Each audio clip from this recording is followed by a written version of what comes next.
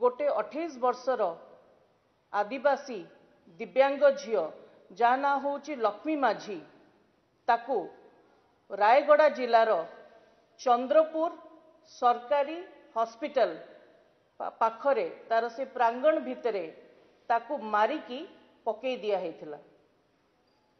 21 December ये घटना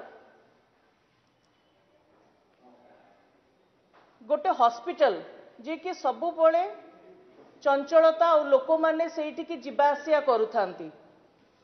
को भी हॉस्पिटल कैपिटल हॉस्पिटल जिबे आपण सेठी पार्किंग पाई भी गोटे जगह पाइबेनी। गोटे हॉस्पिटल प्रांगण भितरे गोटे महिला दिव्यांग आदिवासी महिला को सेठी मारिकी पकई दिया होची आउ केही जानी पारु नहंती।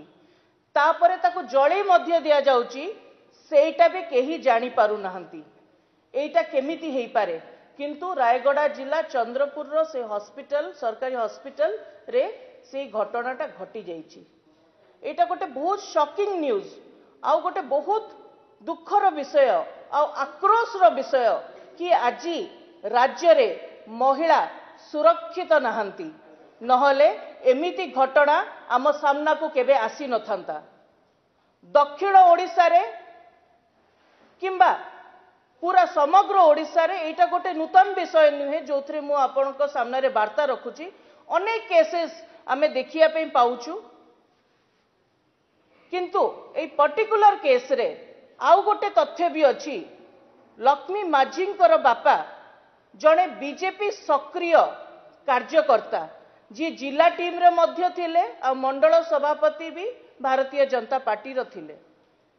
तो आजिका दिन रे बिजु जनता दल तार प्रतिपक्ष रे रहितिबा राजनीतिक दल भारतीय जनता पार्टी उपरे अनेक अत्याचार करुची आउ किछि दुर्घटना जदि भारतीय जनता पार्टी रो सदस्य मानकर किंबा तांकर परिवार वर्गंकर होउची ताहाले इन्वेस्टिगेशन धिमेई दोची किंबा किछि कार्यानुष्ठान नवा पे से माने राजी हो नाहंती।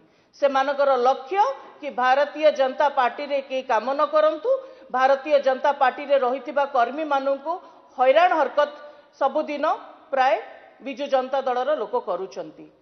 आमे जेतबळे पॉलिटिक्स रे अछु आमे गोटे आइडियोलॉजिकल डिफरेंस रे अछु किंतु हमर पर्सनल ग्रज का सत नहीं।